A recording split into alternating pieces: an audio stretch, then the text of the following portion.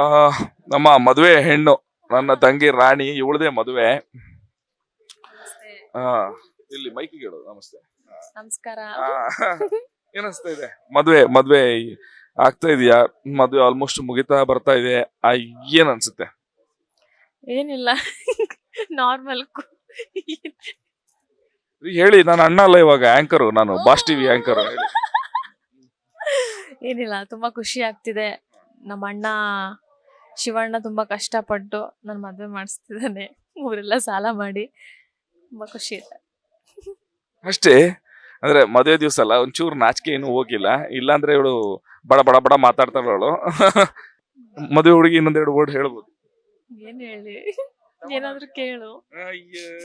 ಏನ್ ಕೇಳೋಣ? ಸರಿ, ನಿಮ್ಗೆ ಅಣ್ಣನ ಮನೇಲಿ ಇರಕ್ ಇಷ್ಟನಾ ಅಥವಾ ಗಂಡನ ಮನೆಗೆ ಹೋಗಕ್ ಇಷ್ಟನಾ?